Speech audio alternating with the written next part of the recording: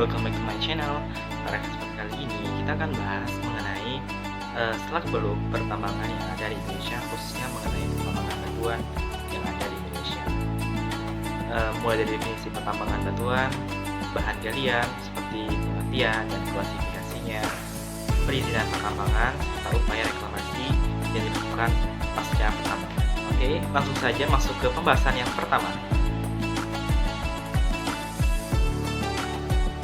Penambangan adalah rangkaian kegiatan dalam upaya pencarian, pemanfaatan, penambangan, pengolahan, pemurnian, dan penjualan bahan galian.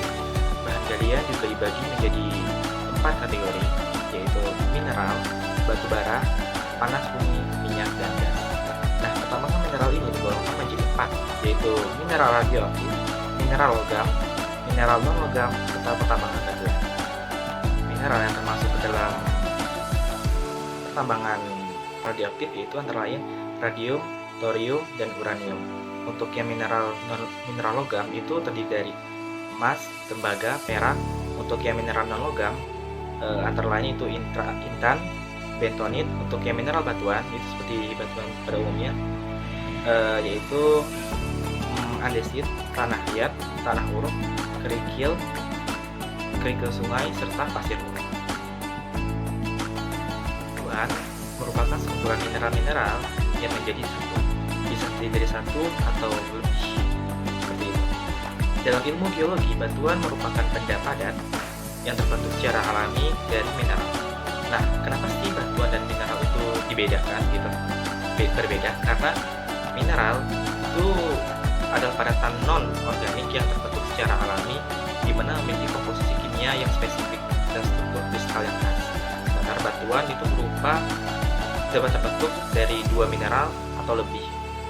Jadi perbedaannya untuk mineral itu lebih spesifik mewakili satu unsur, sedangkan untuk yang batuan itu dia tercipta bisa lebih dari 2 mineral atau lebih, seperti itu. Selanjutnya kita akan bahas mengenai bahan galian. Kenapa sih kita membahas bahan galian? Satu, karena pertambangan batuan ini berkaitan sekali dengan yang namanya bahan galian. Kemudian alasan yang kedua adalah karena batu merupakan satu bentuk bahan galian, seperti itu. Bahan galian dikenal sebagai bahan-bahan hasil dari pertambangan yang diperoleh dengan cara pemanasan dari batuan hidupnya yang berada di kerak bumi. Bahan galian ini biasanya terdiri dari berbagai macam jenis mineral.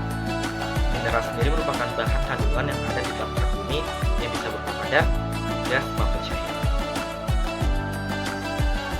Berdasarkan undang-undang yang mengatur tentang pertambangan, yaitu Undang-Undang Pokok Pertambangan, bahwasanya bahan galian itu dibedakan menjadi 3. Pertama, golongan A. Kedua, golongan B. Ketiga, golongan C. Yang pertama, bahan galian golongan A atau bahan galian strategis. Bahan galian strategis atau yang disebut dengan bahan galian golongan A merupakan bahan galian yang penting untuk pertahanan, keamanan negara, atau juga untuk menjamin perekonomian negara. Dan demikian, bahan galian golongan ini sangatlah penting keberadaannya. Beberapa contoh bahan galian golongan A atau bahan galian golongan strategis ini diantaranya adalah minyak bumi, gas alam, bitumen cair dan padat, aspal, batu bara, antrasit, uranium, radium, thorium, serta bahan-bahan radioaktif lainnya. Kedua, bahan galian golongan B atau bahan galian vital. Jenis bahan galian golongan B adalah bahan galian yang dapat digunakan untuk memenuhi hajat hidup orang banyak. Bahan galian ini sifatnya penting untuk kepentingan umum. Bahan galian ini vital diperlukan oleh banyak orang.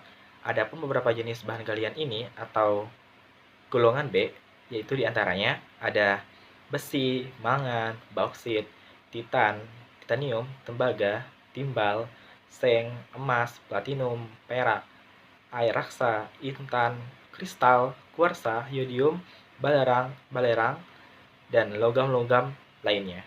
Bahan galian golongan C atau bahan galian bukan strategis. Jenis bahan galian yang ketiga ini menurut undang-undang adalah golongan bukan strategis dan bukan vital atau yang disebut dengan golongan C, kan tidak termasuk kedua-duanya. Bahan galian golongan ini memiliki sifat tidak langsung memerlukan pasaran yang bersifat internasional. Beberapa contohnya itu seperti nitrat, fosfat, asbes, talk, mika, grafit, magnesit, kaolin, batu apung, dan beberapa jenis bahan galiannya yang termasuk ke dalam golongan ini. Dalam melakukan kegiatan eksplorasi pertambangan, ada beberapa hal yang perlu diperhatikan. Salah satunya yaitu perizinan. Perizinan dikenal dengan istilah IUP atau izin usaha pertambangan.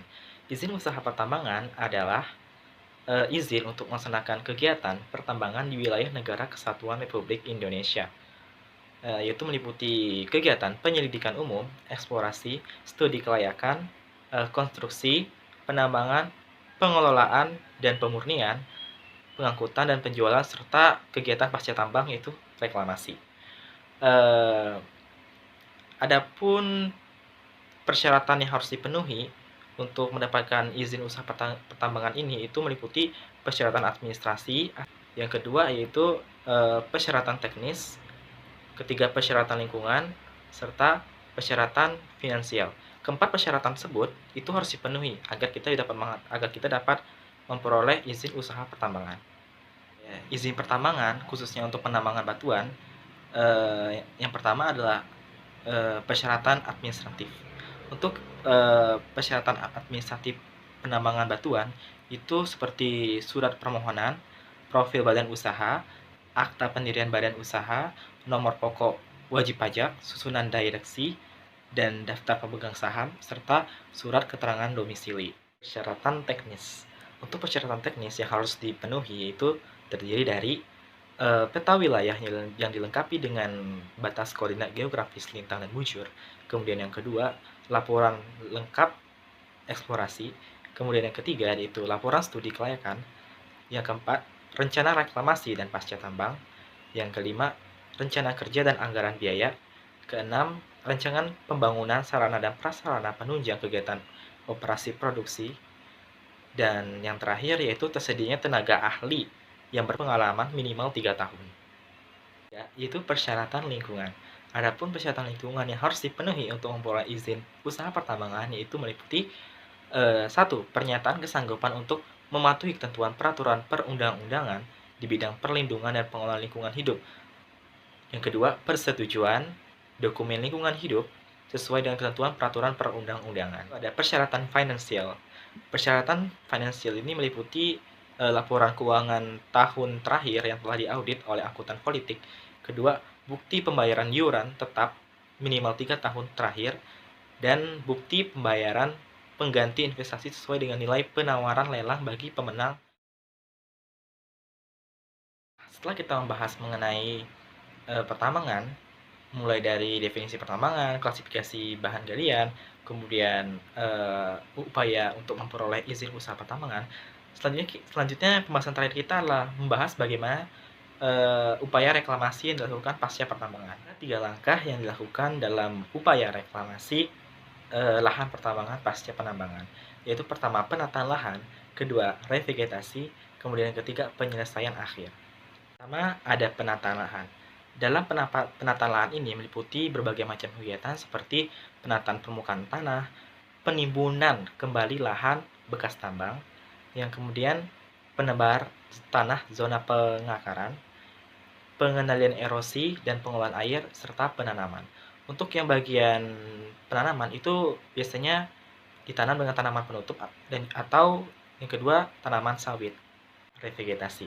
Dalam revegetasi ini meliputi kegiatan-kegiatan seperti pengelolaan material pembangkit air, asam tambang, kemudian penutupan tajuk. Nah, yang terakhir yaitu kegiatan penyelesaian akhir atau tahap akhir, yaitu meliputi kegiatan pemeliharaan. Dalam pemeliharaan ini itu meliputi kegiatan seperti pemupukan, pengendalian gulma, hama, dan penyakit, serta penyulaman. Penyulaman di sini itu adalah dari beberapa vegetasi yang sudah ditanam, mungkin ada yang sudah mati, itu akan diganti kembali dengan vegetasi yang baru. Itu yang dimaksud dengan penyulaman.